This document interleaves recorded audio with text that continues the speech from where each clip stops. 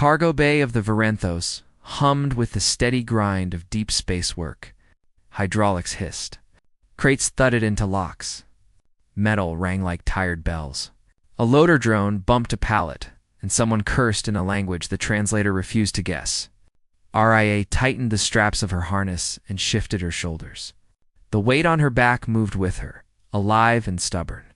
50 kilos of fur, muscle, claws, and attitude pressed into her spine like a warm boulder. "Vec, you are getting heavier," she said. A loper rolled through her suit and into her ribs. The ZENTHRI cub had been with her for 3 standard months. Not by contract, not by orders, not by logic, by choice and by refusal. It started on Outpost Kale 7, a reactor breach. Emergency lights.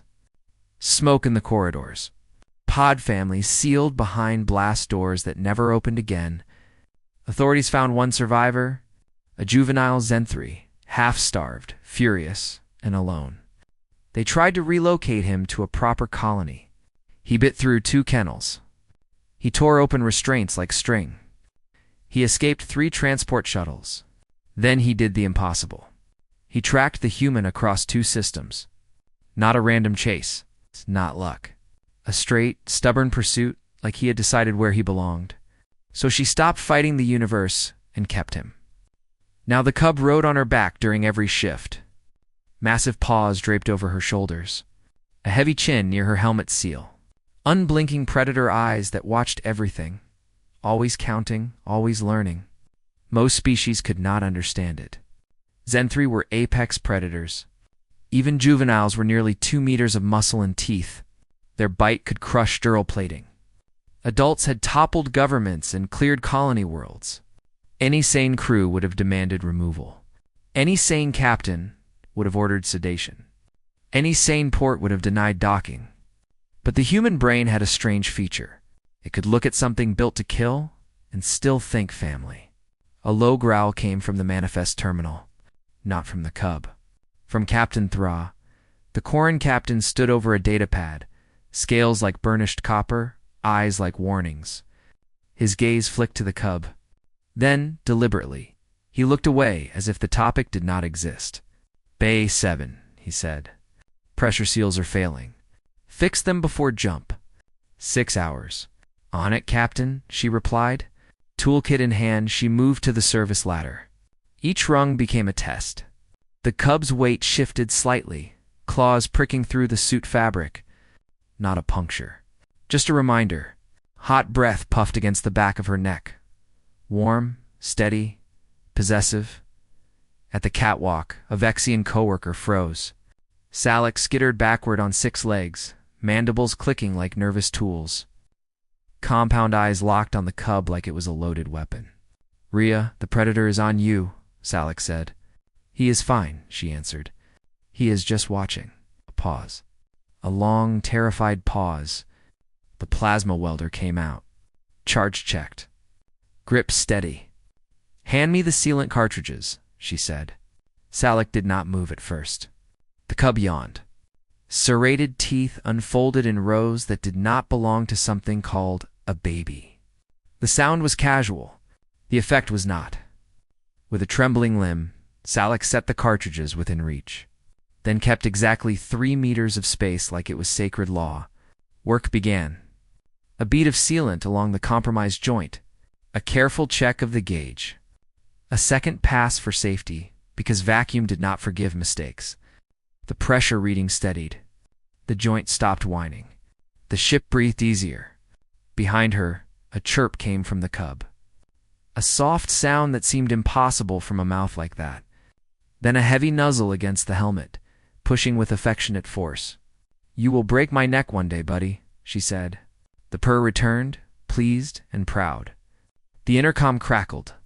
Captain THRA's voice cut clean through the bay noise. "All hands to defensive positions. Pirate vessel, decloaking, starboard. Engineering, secure the bay. Report to stations." Her pulse spiked. Hands stayed calm. Tools got clipped. Weld shut. Seal done. She dropped down the ladder fast. The cub tightened his grip. Claws pressed harder. Not fear, readiness. Below, the cargo bay shifted from work mode to survival mode. Crates locked down with magnetic clamps. Loose gear got strapped. Crew moved fast, eyes wide, mouths tight. The VERENTHOS was not a warship. 2 plasma rifles. An aging point defense cannon that complained whenever it moved. A crew trained for hauling and repairs, not boarding actions. Through the viewport, the pirate ship glided into view. Sleek, dark, bristling with weapons. The kind of vessel that smiled while it killed. A hail came through. The bridge screen lit up. A Corax pirate captain appeared, ritual scars carved deep, eyes sharp with hunger. Armored crew moved behind him like shadows with guns. "Surrender your cargo," the pirate said, "and you keep your lives." Then he stopped mid-sentence. Not because of the captain. Not because of the weapons. Not because of any negotiation. His gaze shifted past Captain Thra, locked onto the human and what was riding her back. The cub's posture changed instantly. Ears pinned back, muscles tightened. Lips curled. Every tooth visible like a warning banner.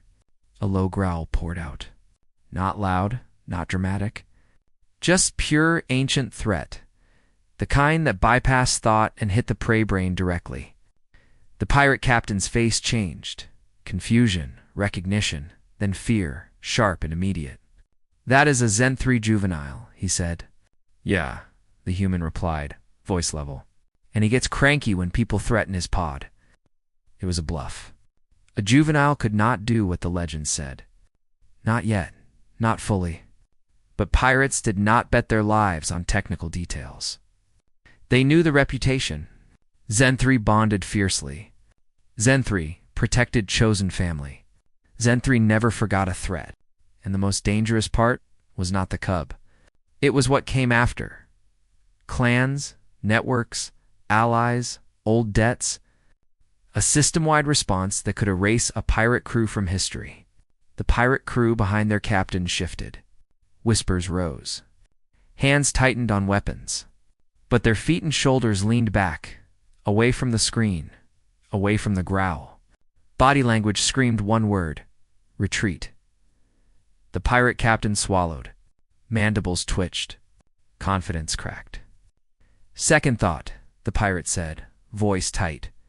"We were mistaken. This ship is not worth our time." The screen went dark. No threats. No last words. No bravado. Outside, engines flared. The pirate ship broke away and fled, abandoning the hunt like it had been burned.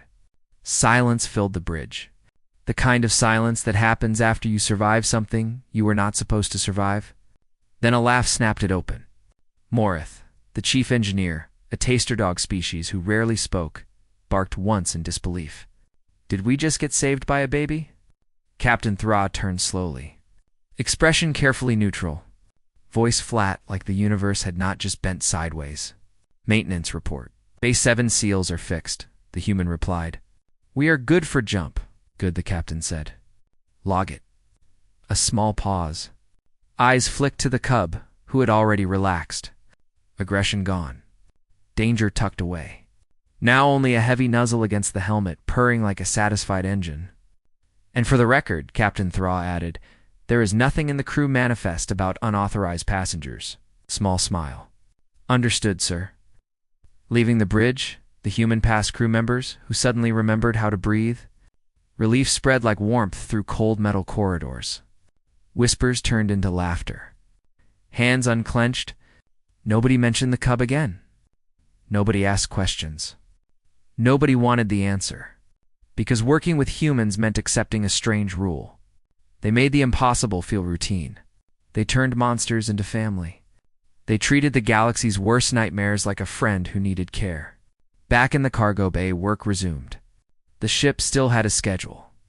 Space still demanded repairs. Jump windows did not wait for emotions.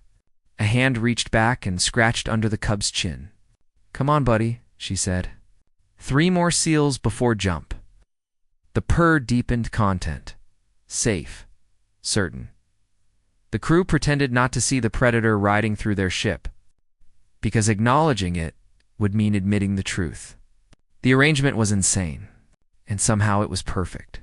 If you enjoyed this HFY Sci-Fi story, follow the channel for more. Your one click helps more than you think. If you enjoyed this story, subscribe to Neon Cub Tales for more HFY Sci-Fi every day. Smash like. If the cub made you laugh or scared you a little, share this with a friend who loves space stories and savage aliens. Comment below. Would you keep an apex cub? Yes or no? Thanks for watching. See you in the next one on Neon Cub Tales.